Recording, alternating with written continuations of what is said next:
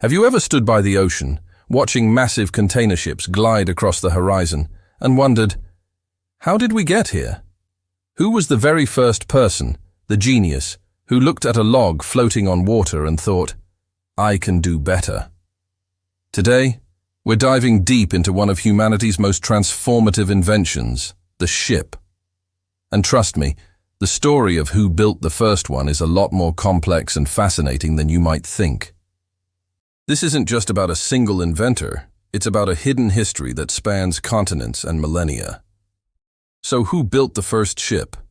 If you're thinking of Noah's Ark, that's a great story, but we're on a quest for archaeological evidence.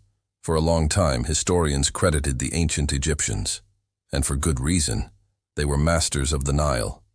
Around 3000 BC, they were building incredible reed boats.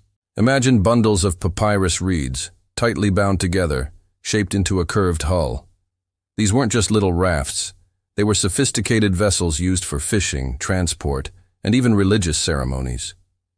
We have stunningly detailed tomb paintings and models that show us exactly how they were made and used. The most famous example is the Khufu ship, a full-sized vessel discovered sealed in a pit at the foot of the Great Pyramid of Giza. It's an absolute masterpiece of woodworking, dating back to 2500 BC, built to carry the pharaoh into the afterlife. For a long time, this was our gold standard for ancient shipbuilding. It seemed the Egyptians had it all figured out. But history is like an ocean. There are always deeper currents to explore. While the Egyptians were mastering the Nile, other cultures were making their own waves. Head north to Scandinavia, and you'll find the Vikings, who became legendary shipbuilders much later, around the 8th to 11th centuries AD. Their longships were technological marvels of their time, fast, flexible, and capable of navigating both open oceans and shallow rivers. The Gokstad and Oseberg ships, excavated in Norway, are breathtaking examples of their clinker-built hulls, where overlapping planks created a strong yet light structure.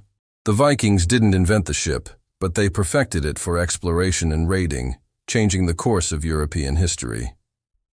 Their naval prowess was so advanced, it allowed them to reach North America centuries before Columbus. Yet the story gets even older. We have to rewind the clock, way back before the pyramids, before organized kingdoms. Let's travel to the Stone Age. For decades, the prevailing theory was that early humans, like Neanderthals, were landlocked. The idea of them crossing significant bodies of water seemed like science fiction. But recent discoveries have completely shattered that old assumption. Archaeologists on the Greek island of Crete have found stone tools like hand axes that are at least 130,000 years old. How did they get there?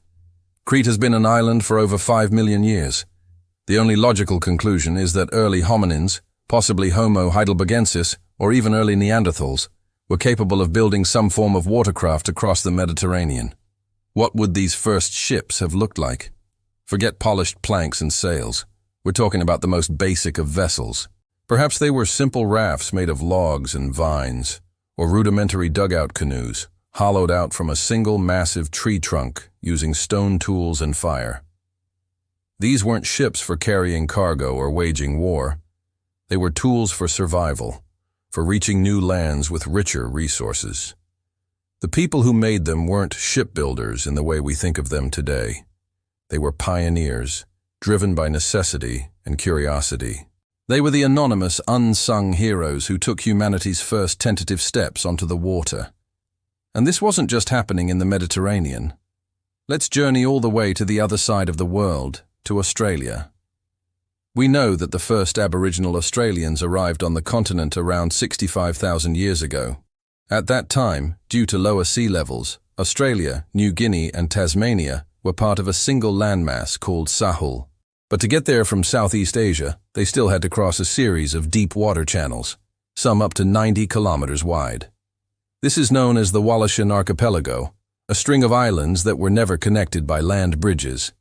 This means that 65,000 years ago, people were making deliberate, open ocean voyages. This is a staggering thought. It pushes back the timeline for seafaring technology by tens of thousands of years. These ancient mariners weren't just drifting aimlessly. They were likely skilled navigators, reading the stars, currents, and flight patterns of birds. Their vessels, probably constructed from bamboo or other local materials, were robust enough to carry groups of people on multi-day journeys.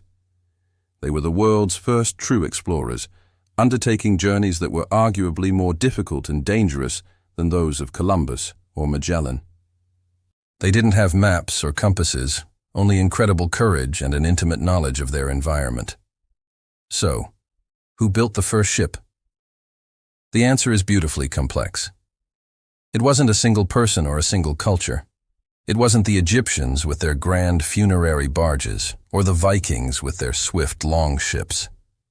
The first ship was likely a humble raft, lashed together by an unknown early human on a Mediterranean shore over 130,000 years ago.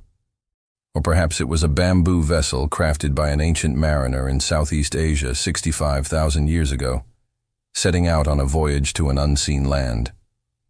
The invention of the ship wasn't a single event, but a gradual evolution, an idea that sparked independently in different minds, in different parts of the world, at different times. It was born from the universal human desires to explore, to find new opportunities, and to see what lies beyond the horizon. From the first log pushed into a river to the first raft that crossed a sea channel, each step was a revolution. This hidden history reveals that our ancestors were far more capable and daring than we ever imagined. They weren't just surviving. They were innovating, exploring, and connecting the world long before the history books even began. The next time you see a boat, remember its incredible legacy. It's a direct descendant of those first, brave attempts to conquer the water. It represents one of the longest and most important stories of human ingenuity. Thanks so much for joining me on this journey through time. If you enjoyed unraveling this hidden history, please give this video a thumbs up. And don't forget to subscribe and hit the notification bell so you won't miss our next deep dive into the past. Drop a comment below and let me know what piece of hidden history you'd like us to explore next. Until then, stay curious.